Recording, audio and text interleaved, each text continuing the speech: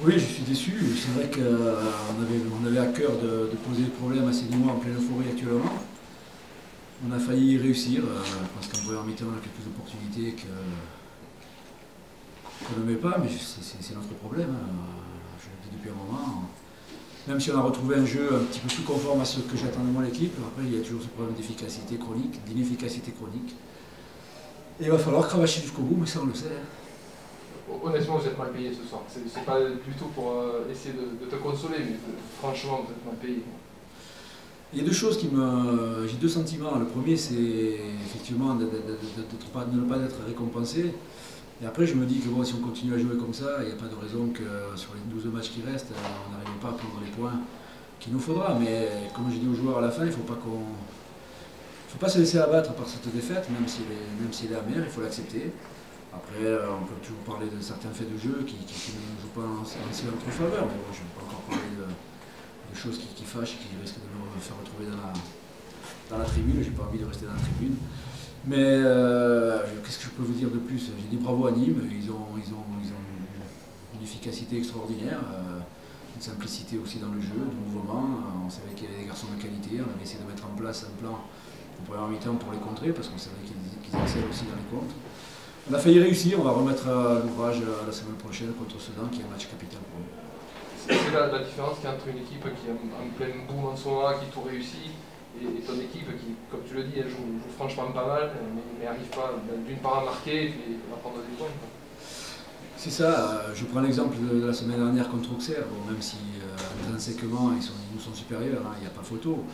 Mais on est 1-0, il y a un contre pour nous, il y a une frappe du petit Boulaya, elle fait poteau sortant, et c'est toute la différence qu'il y a entre une équipe en pleine confiance et une équipe en plein doute. Bon, on va faire en sorte que les poteaux soient rentrants de notre côté, on va commencer à travailler, on ne va pas se laisser abattre, hein, mais même si c'est des périodes difficiles.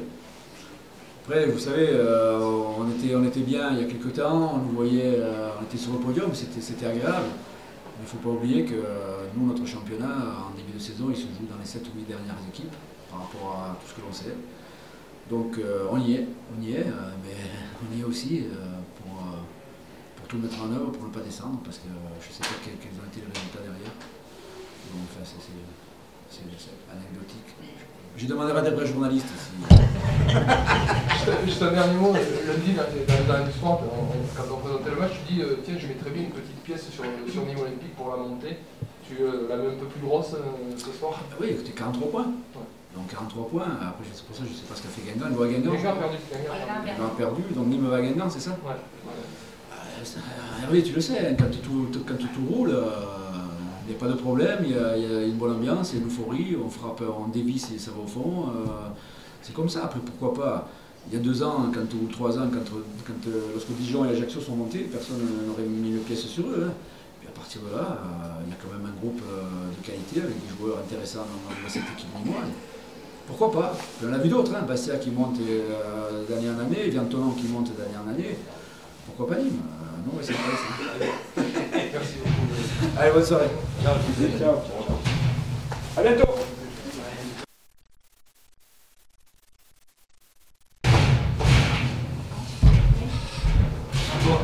Victor, une victoire arrachée face à une belle équipe d'Istra. Première mi-temps compliquée, très compliquée. Alors, je m'en doutais un petit peu parce que bon, je connais un peu José, j'ai entendu aussi des propos dans la semaine. C'est vrai qu'ils ont été ils nous ont pressés, ils nous ont laissé venir dans leur camp, ils ont été assez agressifs sur le porteur du ballon. Ils nous ont empêchés de trouver des espaces et donc dans ces moments-là, on a été un peu mis en difficulté, surtout que bon, ils ont des joueurs qui vont très vite, très rapides.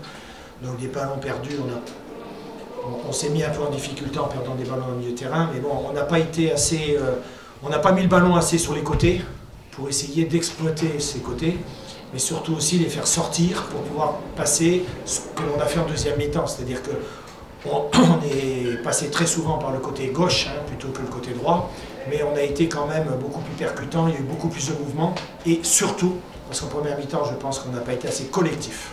Voilà. Disons que aussi le changement que tu as fait en sortant en Néo, qui a été un petit peu en dedans par rapport à la rentrée de Sissane, a rééquilibré un peu ton milieu de terrain.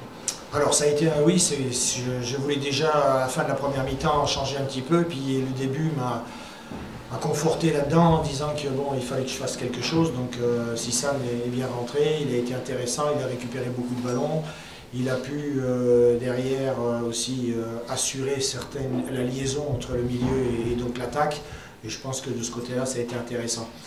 Bon, maintenant, c'est vrai que nous aussi, dans la qualité du jeu, on a été quand même meilleur en deuxième. Une fois qu'on a marqué ce but, c'est vrai que l'équipe d'Istres a été obligée de prendre un peu plus de risques, même si offensivement, on va dire qu'ils n'ont pas non plus de véritables occasions. Ils ont eu des situations, mais pas des vraies occasions.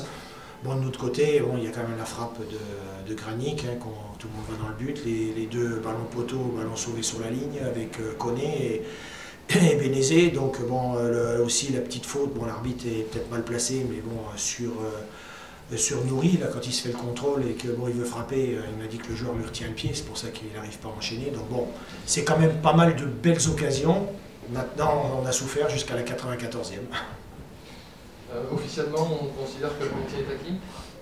Ben, avec 43 points, bon, je pense que c'est bon. Hein. Je pense que même avec 40, il nous restait 13 matchs. Je pense que le président en avait parlé. Si dans les 13 derniers matchs, on avait pris 0 points, je pense que tous les deux partaient. Hein, parce que bon, ça aurait été quand même dramatique.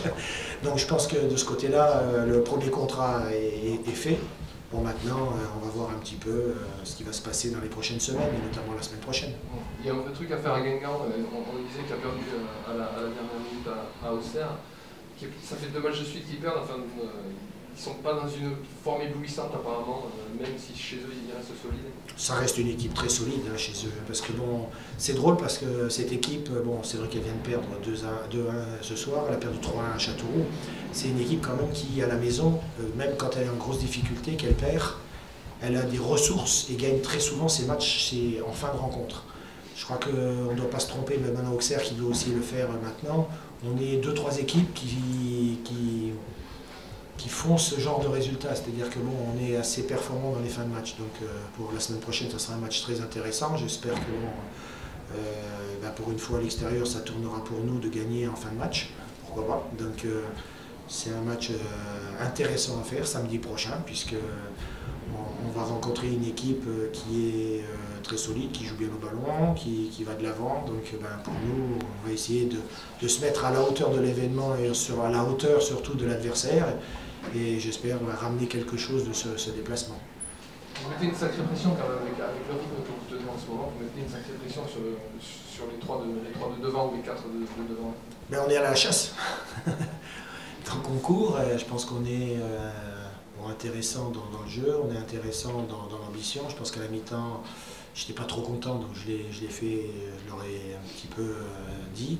Je crois qu'ils ont eu une bonne réaction en deuxième mi-temps. Je pense que c'est une équipe qui a envie de faire quelque chose, qui a envie d'aller le plus loin possible. Donc bon, essayons de continuer sur cette voie-là. Il y a une semaine très importante à préparer. Il y a eu pas mal de petits bobos cette semaine, peut-être ça s'est vu dans les performances de certains. Donc j'espère que cette semaine sera complète et que tout le monde sera au niveau pour faire ce super match la semaine prochaine. Un des super matchs, puisqu'il nous en reste 12. Comme j'ai dit, il y a encore 12 matchs à gagner. Si vous voulez gagner les 12, ça devrait le faire.